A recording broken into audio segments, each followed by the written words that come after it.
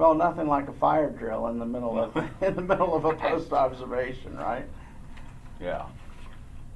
You were talking about moving students forward, and that was one of the things that I noted in my script and everything. I wondered if Oakley, he was back there in the back, and maybe he could have come forward, and I wonder if we could utilize Miss Kim, more to.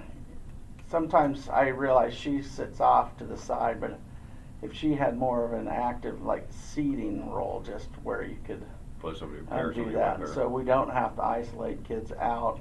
I'd say the only issue for that is I don't know how that falls for the 504 IU, or for Well, the you IEP could. that she's in there for. We could at the least put her in with Malachi and Linda a little bit closer. You still and give them a little bit of opportunity for interaction and everything, but still kind of keep them focused. Yeah.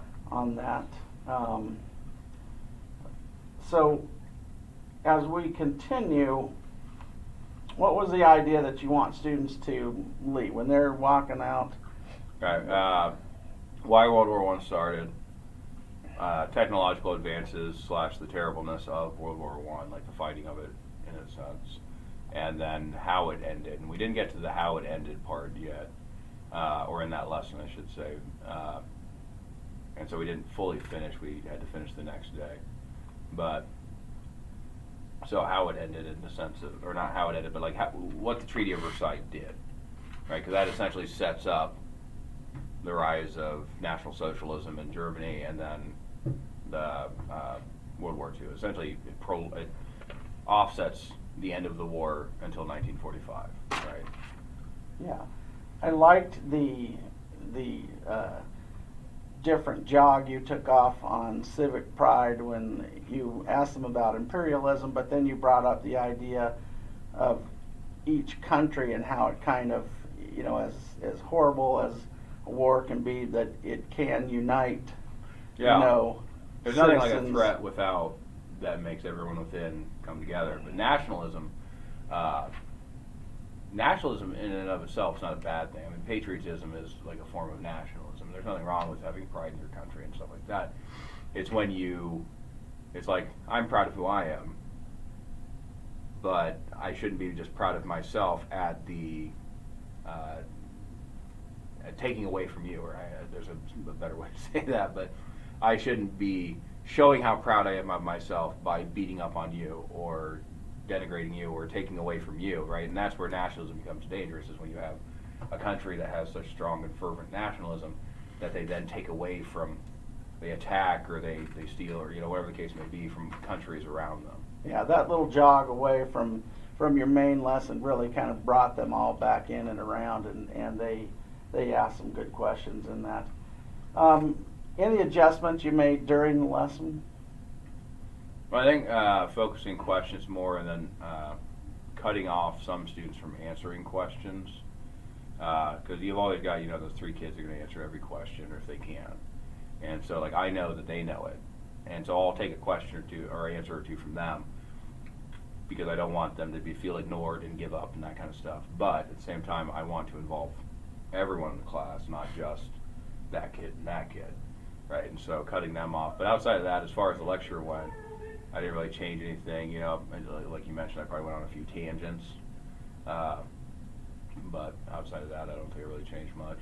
I really liked in your questioning how, if somebody doesn't have the correct answer, you're able to pull something positive from that and say, well, let's build on that, and you allow more people to come in, and so it kind of, they can feel a little bit of success, but then also that group kind of builds that consensus of an answer, kind of giving everyone kind of that growth mindset of, it's okay to answer, might not be fully correct, and even it might be wrong, but let's listen and as a group, and we work together. I really like that, and you do a nice job with that. I'll tell you, sometimes I'll answer in a way that I don't even think about, and I'll be like, yeah, just take a step back and go, oh, well, yeah, that is correct, but I didn't, that wasn't one of the answers I was going to ask for, but you are correct. That is, another way to think about it. Exactly, exactly. If you're reflecting on this lesson, uh, what would you pay attention to for yourself in future lessons? How do you take this and build forward to what your students, what you felt like they learned, and what you gained from this lesson? Okay. Maybe some better rotation. I mean, I moved around the classroom quite a bit, but maybe the better rotation. Maybe so I don't have to spend as much time wrangling a particular student or two. I can have them as my clicker, because then they're having to pay attention to know when to move the slides. They can actually look directly at the slides, and me as well. And then I can rotate around more. Because I had one student doing that, but that student doesn't need to do it as much as, you had mentioned Oakley before. Maybe Oakley could be the one that's up there clicking the button for me. I don't know what else it is. That's a great idea. I think Oakley would respond to that. Well, put some responsibility on his shoulders, yes. And he feels important because he's doing something, and it gives him an active role. I would say maybe put something in the middle of the class as a breakup of the activity, but at the same time, when you do that, it's hard to get them back focused on, say, like a lecture or something like that. So maybe next time, the way to do it would be to do the start of World War II or World War I, and then maybe go into the technology a little bit, and then stop, and then have them do an activity on the technology, or the start, pick an activity that goes with one of those two subjects or subtopics, and then it's not as much talking. I like that idea, because I think that you can come in with some type of a kind of that check for understanding at the end, some type of little activity at the end, and where you can see, are they tracking with you, yeah, and advancing through that information. I just wanted to cover a few things that I noted. I think you really do a nice job of engaging with your students. You handle your classroom management, and that 7th grade class they're rough. They make me feel like I know nothing. They about are a rough management. class with lots of issues in there. Yeah. But you do a nice job of rotating through, keeping them engaged, but also managing the classroom with small discipline issues, where you're able to be asking a question here and say, stay in your seat, and it's a quick comment, and they respond pretty well. At one point you had to speak to Marley 2 or 3 times, and at that 3rd time, I think Marley understood, hey, if we go any farther, it's going to be an issue, yeah, for you. That the nice comment that you're, hey, focus with us, but you really handled that 6 or 7 different times with that group without missing a beat in the lesson, and that speaks to your talent as a teacher. You are in your questions that you'll ask, leading questions that lead to that higher order of thinking skill question, and I think that's where the students were responding. But then through some of your extra questioning and your leading questions, you lead them into that higher order of thinking, and thinking beyond just the common answer. And I think kind of like that civic pride, the nationals, where you come in, and there were 2 or 3 comments in there that kids had that I thought that is an interesting comment that they had, and that leads you into different areas that you didn't, like you said, you didn't necessarily think the lesson would go that way, but you have the ability to kind of take those tangents but bring it back into the important things.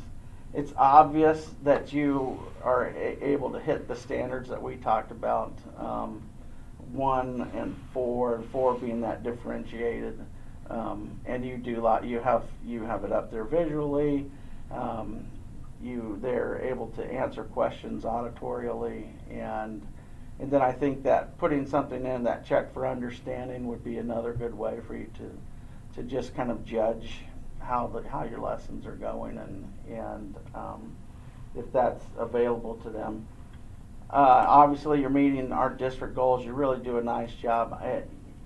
Your involvement with the school, and even as much as the old man basketball, where you kind of taken that, and that's an important involvement in the community. That's important to the community, and that happens really a lot because of you and you unlocking and being available. I know you enjoy playing also, but if I didn't enjoy playing, I wouldn't be doing it. It would be, but that's a great community thing that includes everybody in there, and your involvement in service projects at the school. I see are the benches you guys have made around the community, and I listen to the students talk about that, and that's great. Have you and been down to Central Park and seen the ones the kids did? No, I haven't been to Central We Park. rebuilt the shelter house down Oh, not shelter well. house, the shelters, little back-to-back Yes, bench and the table. yeah. That's what we did first Well, I'll make quarter. a point to go I down say there. they turned out pretty good, except for shingling on the far one was a little bit off,